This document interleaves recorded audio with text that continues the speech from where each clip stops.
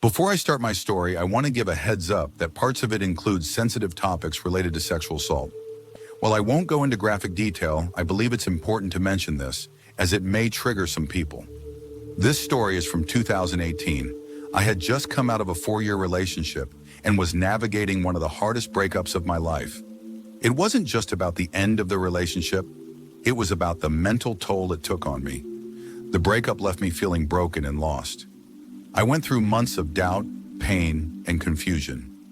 I began to question my worth, and I found myself battling intrusive thoughts that I couldn't ignore. Eventually, I sought therapy, which was one of the best decisions I've ever made. It helped me get back on track and regain a sense of peace I hadn't felt in a long time. I'm so glad I didn't act on those thoughts that once seemed overpowering. At that point, I could feel the darkness surrounding me. Therapy helped me see the light again, even when I wasn't sure it was still there. So one morning, after yet another therapy session, I was sitting in the waiting room. I was just trying to distract myself, scrolling through my phone mindlessly. I didn't feel like talking to anyone. I didn't have the energy for social interaction, especially with a world that seemed to have moved on without me. I was lost in thought, trying to numb the anxiety and sadness. That's when I felt a presence near me. I looked up to see a man standing beside me. He was smiling, and I remember feeling a bit taken aback because it was so sudden. I wasn't used to attention like that. "Excuse me," the man said. I honestly couldn't remember his name, so I'll just call him Jack. "I just wanted to say you're really beautiful, and I was wondering if I could get your Snapchat." His words startled me, and honestly, I froze for a moment. No one had ever approached me like this before.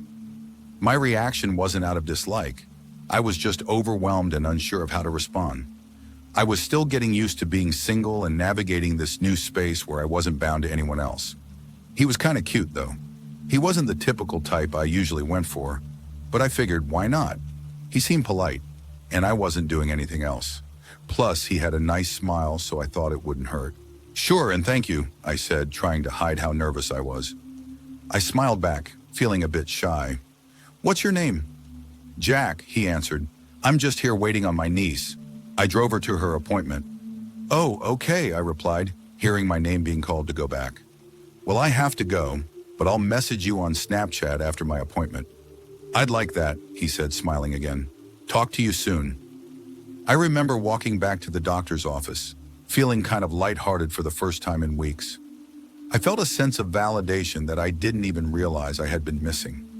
It was strange how something so simple, a stranger showing interest, could make me feel noticed again, like I still mattered. It was a nice feeling after everything I'd been through. An hour later, my appointment ended, and I got back in my car. I decided to open Snapchat and text Jack. He had made me feel seen, and for a moment, it was a welcome distraction from the pain I'd been carrying. I'd always struggled with my self-esteem, and after the breakup, I felt even more invisible.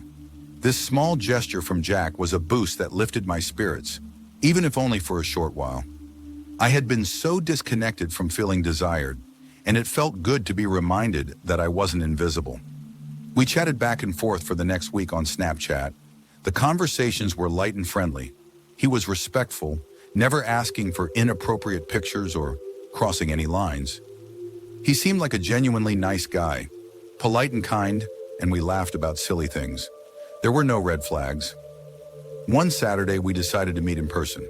We chose a local park, nothing fancy, just a simple place where we could walk and talk. The park was always filled with people, so I figured it would be a safe public spot. It felt like a perfect choice. When I arrived at the park, I saw him sitting at one of the picnic tables waiting for me. I got out of my car and waved at him. He stood up and smiled so brightly that I could feel the butterflies in my stomach. He was happy to see me, and that made me feel good. I could tell that he was genuinely looking forward to meeting me, which was nice. It was a refreshing change from the cold distance I had felt in the last relationship. "Hi, Kay. Glad you made it here safe," he said, smiling and opening his arms for a hug. "Thanks," I replied, hugging him back. It felt a little awkward, but in a good way. It was just the kind of nervous excitement I expected. We spent the next 20 to 30 minutes walking around the park, talking about everything from our childhoods to our favorite movies. It was easy conversation.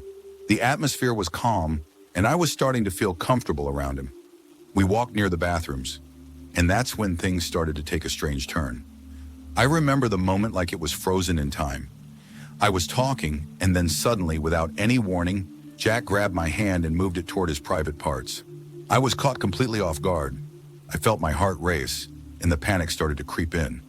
I pulled my hand back and asked, "What are you doing?" He didn't even seem to flinch. His expression shifted, and his voice became more demanding as he looked toward the bathrooms. "Let's go in there," he said, with a completely different tone. It was no longer the friendly, polite guy I had been talking to for the past week. It was like a switch had been flipped, and I was suddenly facing someone I didn't recognize. His whole demeanor had changed in an instant. "I'm not that kind of girl," I said, trying to stay calm. "Let's just stay out here."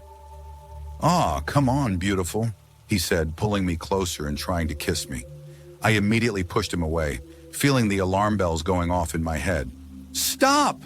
I shouted, trying to regain control of the situation. I was still trying to process what was happening, but he didn't listen. He kept trying to kiss me again, his hands forcefully grabbing me. I pushed him off and told him to stop again, but it didn't seem to matter. Then he grabbed me by the belt loops of my jeans and tried pulling me toward the bathroom. That was when I truly panicked. My heart was pounding in my chest, and I felt a sense of danger I hadn't experienced before. I don't know how I found the strength to get away, but I somehow broke free from his grip and ran as fast as I could. I didn't know how to explain it. He was much bigger than me, muscular and in better shape. I was smaller and not as strong, but somehow I was able to get away. The adrenaline kicked in, and I ran, not looking back. To my surprise, he didn't chase after me. Maybe it was because there were people around who had heard me yelling at him. I don't know. All I know is that I was able to get to my car without him following me, and I immediately drove away, my hands shaking on the wheel. I didn't even wait until I got home. I stopped at a gas station and blocked him on Snapchat. I saw that he had sent me a message, but I didn't even open it. I was done. The feeling of being violated and powerless had shaken me to my core. I was angry at myself for letting my guard down, but I was also grateful that I had escaped. Looking back, I still wonder what the point of this story is. Maybe it's to remind everyone, especially women, to be cautious. He seemed so kind and respectful, and in an instant, he became someone completely different. It took me a long time to trust anyone again after that, and I was afraid every man I met would be the same. But thankfully, about 4 months later, I met my now fiancé, and we've been together for over 7 years. Life does get better, even when it feels impossible. To all the ladies reading this, please be careful, trust your instincts, and always stay safe.